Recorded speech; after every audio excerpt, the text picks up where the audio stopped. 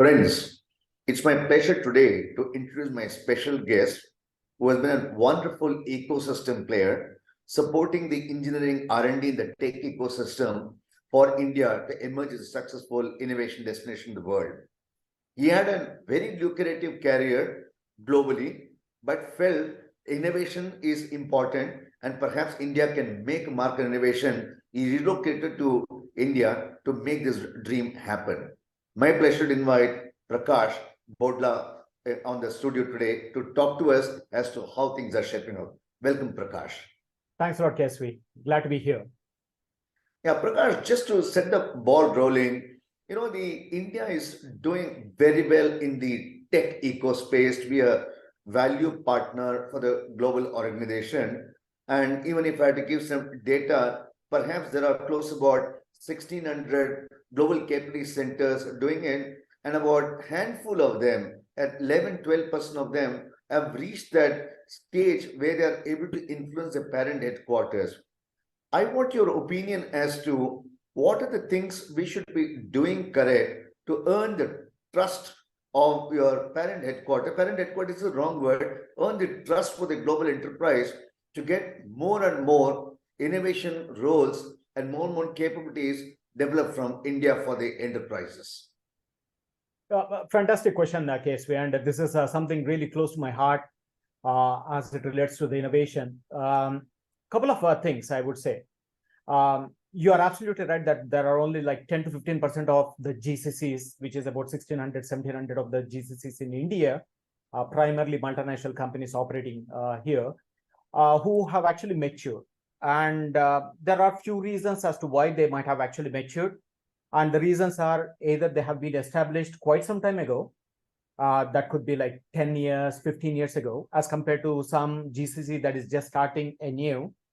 Second is they could be actually, or they could be in a disruptive space where they really want to innovate. Innovation is their bread and butter, and without the innovation, they could be totally taken off guard, and they could be actually like, the business could be shut down. So innovation is their lifeline, and they have to do that one. The third is the talent pool availability in India. I mean, from a demographic perspective, our Prime Minister Modi talks about the demographic dividend. We have the highest working population. We have the maximum number of engineers in the STEM area, which is very, very appropriate for most of the GCCs to do this kind of an innovation. Not just doing the innovation, but doing the innovation at a low cost, faster to fail, faster to succeed. The last point is that India is also a very fertile ground for most of this innovation to take place. Imagine if a particular product can be innovative and be successful in India, there is a very high likelihood that this product will be successful globally. So doing that in the region with the local people at a low cost, at a speed that none of the other places or other countries or other talent pool will be in a position to do it.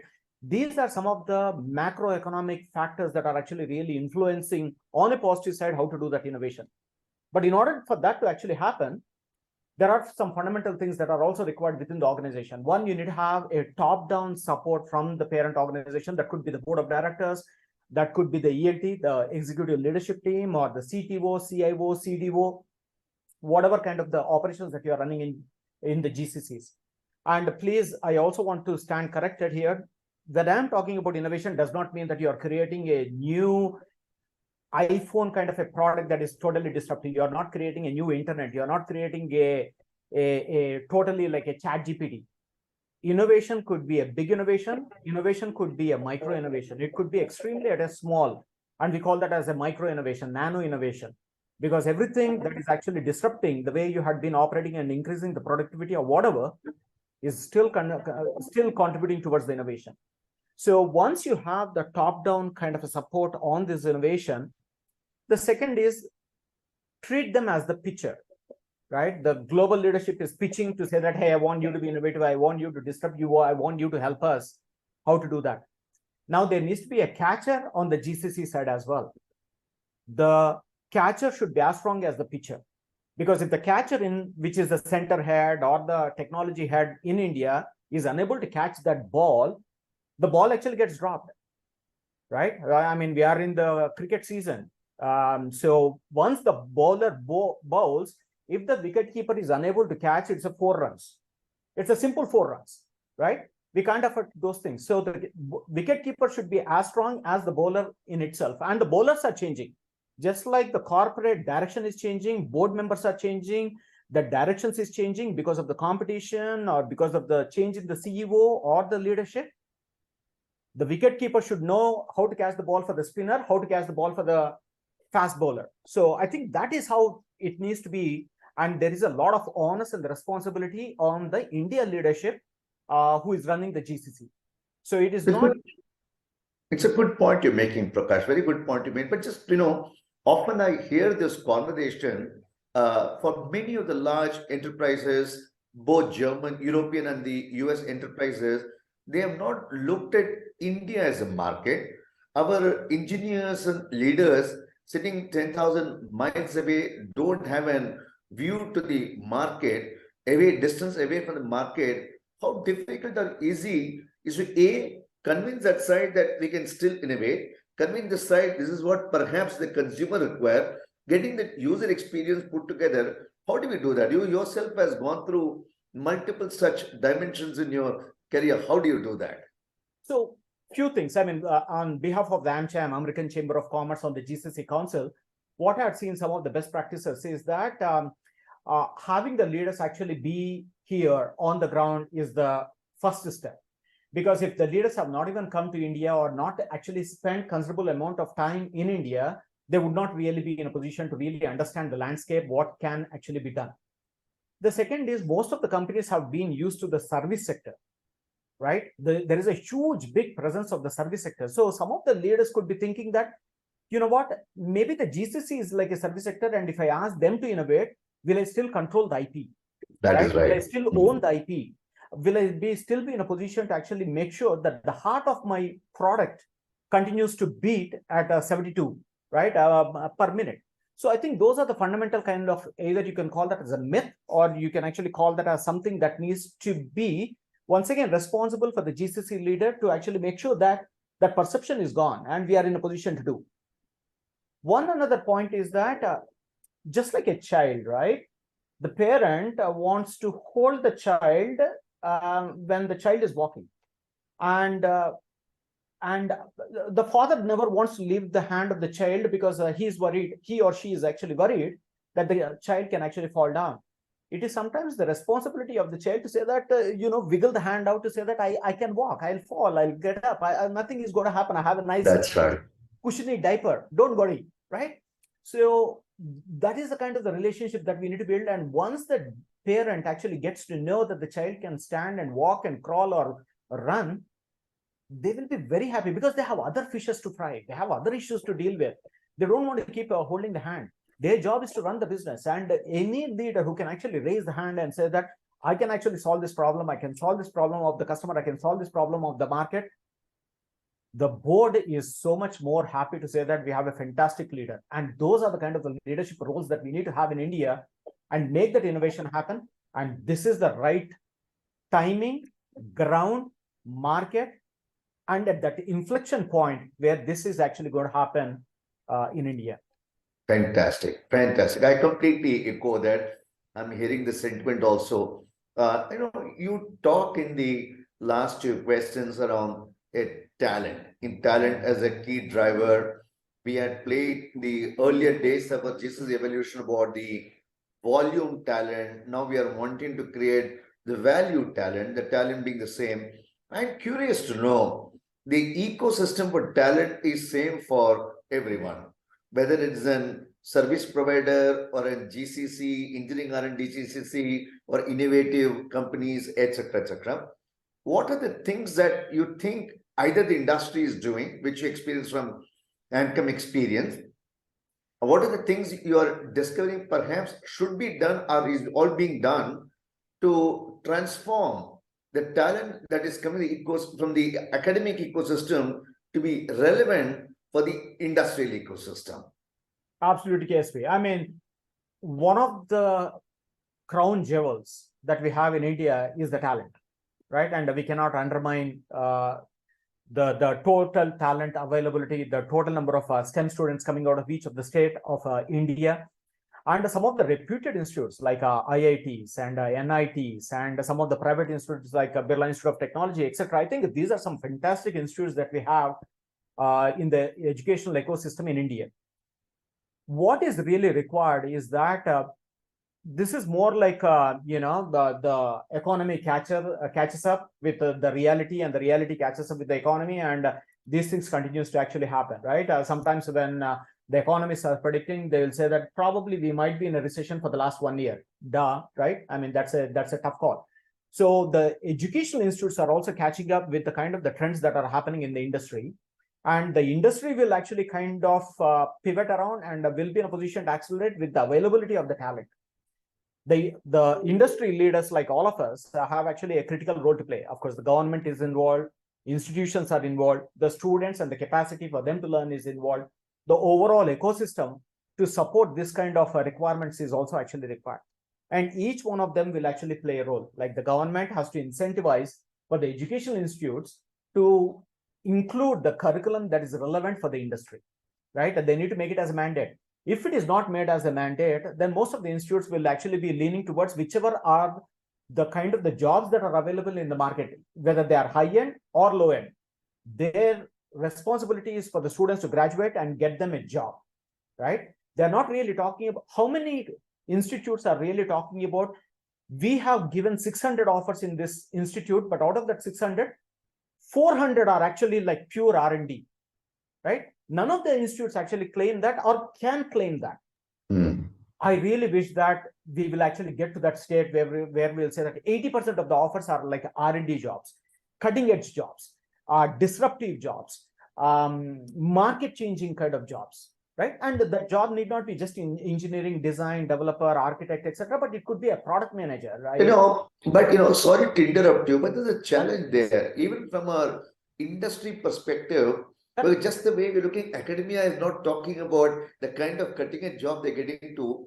Industry also, for whatever reasons, have not gone and showcased the kind of work what they did. They still tell them, I want a computer science graduate, I want a Java specialist, Python specialist. Even they're not showcasing the kind of talent pool requirement is changing. What are your thoughts? What should be industry also be doing for that? So a couple of things, and I could be little offbeat as compared to the typical answer you might actually hear, KSV, is that this is all, I mean, take one step back. Companies are actually trying to go to the institute to hire the best of the talent. Correct. Right? I mean, it's a simple thing. If the talent is actually available, then they have different things to do actually. So they are saying that the talent is anyway applying, and I don't need to take that extra step to continue to build that bridge and continue to talk to the institutes and brand myself, because they know me, and I mean, if I say that I am hiring 100 people, there are like 10,000 people raising their hands and trying to actually apply for the job. But what we need to really do is a different approach. What the companies needs to really do is create some kind of a collaboration with the universities to teach them what is really required for the industry. And that is, you can call that as a CSR activity, a corporate social responsibility activity, or giving back to the industry activity, or actually trying to educate and empower our engineers who are graduating to be the best professionals possible. And those professionals could be joining your company at the end, or could be joining your competition, right? Because if I'm partnering with the university and I'm actually trying to train them on a specific technology, my inherent requirement or motive is for me to hire them, because I have to spend the time, money, energy. But probably the industry can all come together to say that, hey, let's hold the hands. It doesn't matter whether this person, after my training, whether the person is going to be joining my company, but they're going to be joining, and overall the entire ecosystem is going to evolve. And I'll call this as an automotive auto car showroom dealers syndrome. Okay, I have a lot of syndromes. Fantastic. To the car showrooms, all the competing car showrooms are in the same street, same area, same mall, same location. They know that, I could be losing a customer to the next door different car, but together, collectively, they all come together in one location, because once a customer comes there, one of those car dealers is going to win, and it's okay. Fantastic. The good news, I think I echo what you're saying, Prakash. The good news is at nasscom we have this future skills program team which Correct. is building Correct. the skills. They've been talking to education department, the skills department. The good news there is now they are saying the AICTE is now telling all the engineering colleges, right? Your content and curriculum should be at least 60%, 70% readied and suggested by the industry. So you continue with the thing. So that movement has started.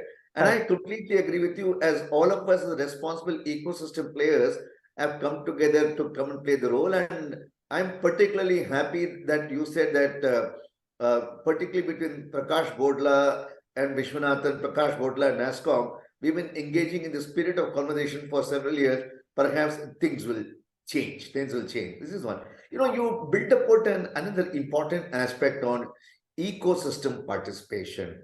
What is your assessment? Is the ecosystem really co-creating solutions? And of course, notwithstanding what you said, that you'll co-create, there are a car showroom, it will get consumed by other competitors also the same room. How do we create that co-creation in the industry, which has been very successful in some of the advanced geographies like Germany and US? So what are your thoughts and elements? What should we be doing to co-create to India to emerge as that thoughtful innovation destination, which is currently our culture is me, my team, my purpose, my company. How do we get out of that? And that's actually a truly KSV. It is a natural progression that's going to happen. We cannot, I mean, my take is that we cannot really force fit those things. I mean, to a certain extent, we might be in a position to do that, but it is going to be a natural progression as the companies actually evolve, innovate for the local markets, which actually then get transferred to the global markets.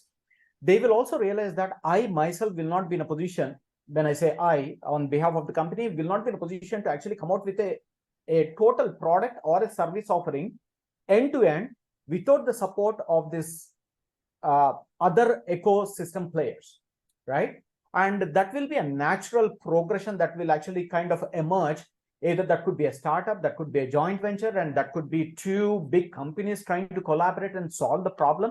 I mean, take a look into the aerospace industry, right? Some of the biggest aerospace companies have come together to say, okay, I cannot build that new engine myself, the aeroplane engine, all by myself, because there is too much of investment or a technological challenges or the time to market. Let's come together. You solve this problem, I'll solve this problem. We'll come together and we'll create, and then we will share the profit, whatever, right? As long as it is legal, ethical, compliant, loss of the land, blah, blah, blah, right? So that is going to actually eventually happen. And the companies, either globally or locally, are going to realize that they would not be in a position to do that. So this kind of an awakening, I would suggest that if the awakening actually happens from the leaders in India to begin with, as compared to somebody from the US trying to say that, hey, why don't you seriously take a look into the startup? The local leaders in the GCC, if they have that kind of a momentum, the spirit and the enthusiasm and that kind of innovative kind of zeal, they themselves will figure out saying that, hey, there are these 10 startup companies, maybe these 3 companies kind of makes relevant. Let's actually do in about as small as 1 lakh rupees, some proof of concept. If it works out, works out. Or else it's just $1,500, probably like 20 people going for a dinner will be that much, right? Great point. And I completely agree. This conversation only makes me get into a larger resolution. Perhaps I'll loop you in also as my part of the ecosystem, make this happen. I agree with you, this journey. I'm just shifting gears, Prakash. Other thing which is worrisome to me is especially in the community that you and I serve, the engineering and R&D community, is the availability of women in tech at an industry level, at a gross tech industry level. 36% of the total 5.4 million people working have got women as a gender. If we translate that to an engineering R&D industry, it drops to 20%. Forget at an entry level. I'm not even talking about as they go forward, etc. Two question, in your opinion, what should we do to attract more women into tech? A.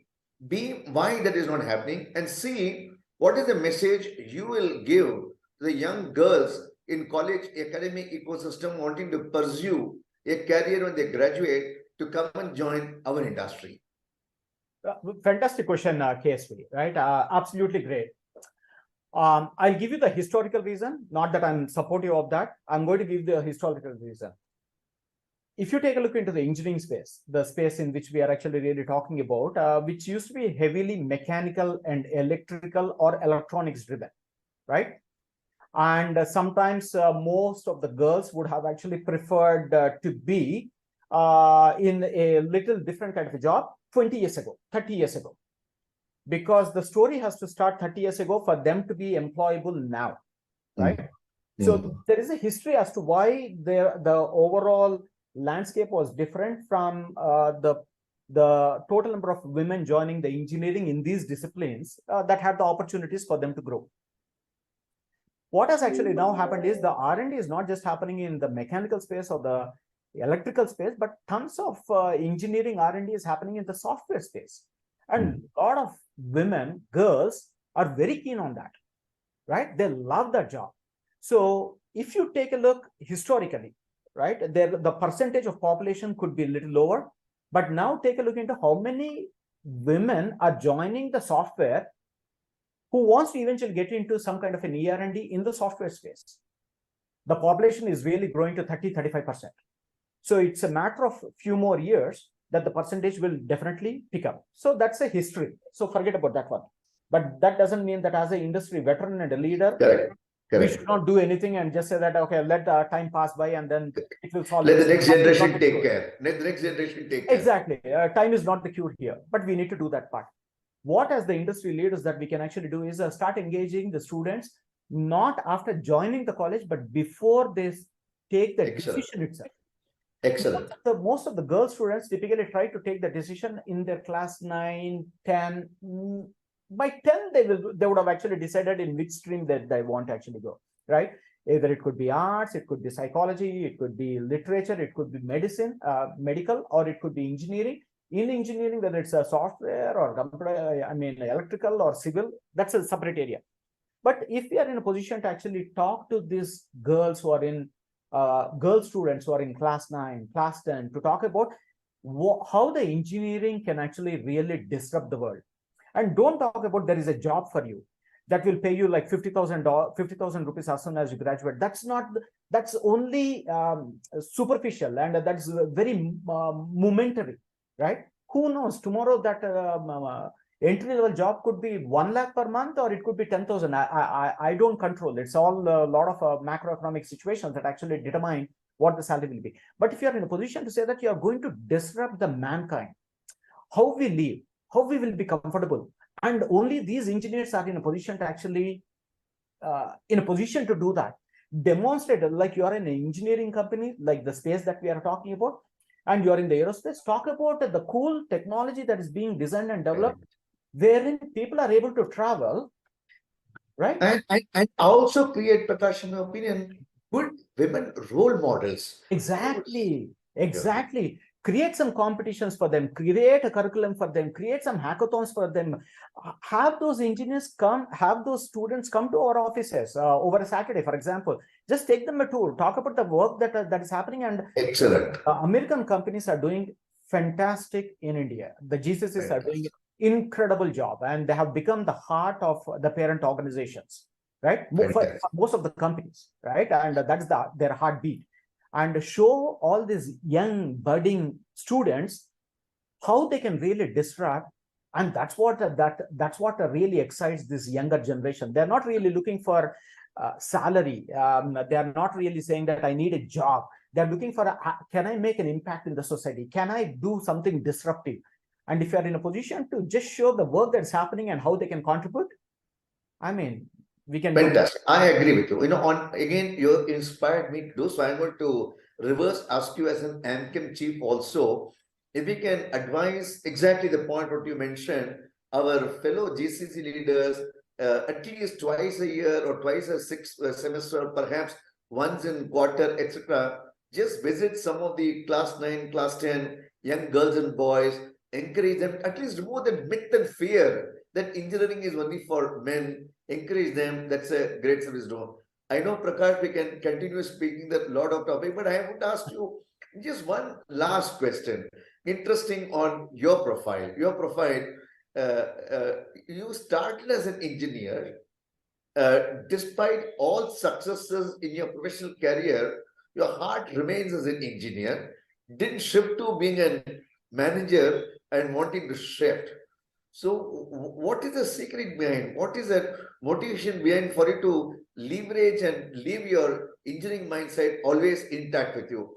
Many people in my generation, at least, at earliest opportunity, shifted to managerial. So, what is the advice? Why should an engineer remain an engineer and not necessarily turn into manager?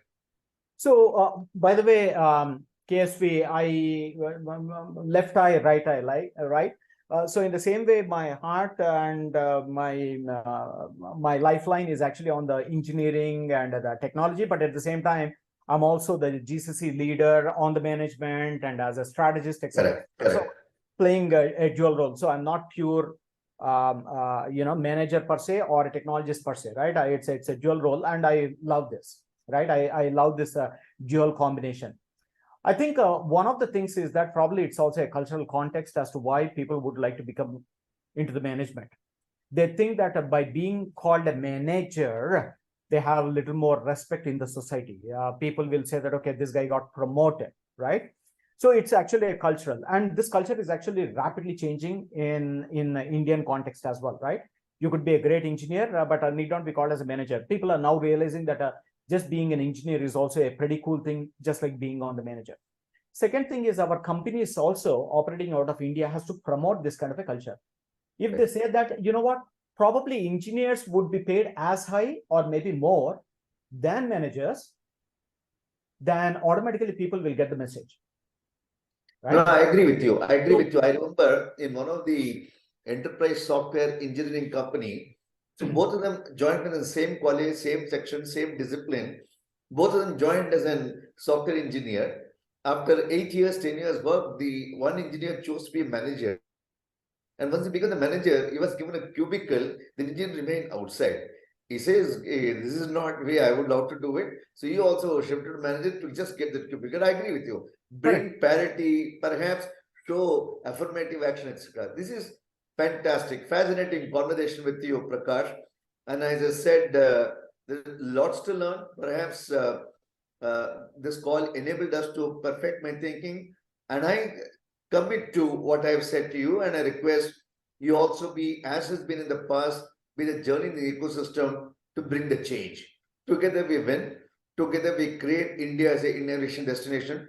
Together we get more GCCs, the current 10-11% to perhaps 25-30% into the innovative quadrant, and let's do it together. So, my friends, ladies and gentlemen, that was an invigorating talk with the ecosystem player, industry-friendly man, and GCC Sectorial Committee Chair, Prakash Bodla, who has given his insight as to how we can all do it together to build India as an innovation ecosystem destination for the world. Together we do. That's a mantra Prakash has talked about. Let's do it. Here is an opportunity for you to do it. Thank you so much for your time. Thanks a lot, KSV. Thanks, nasscom.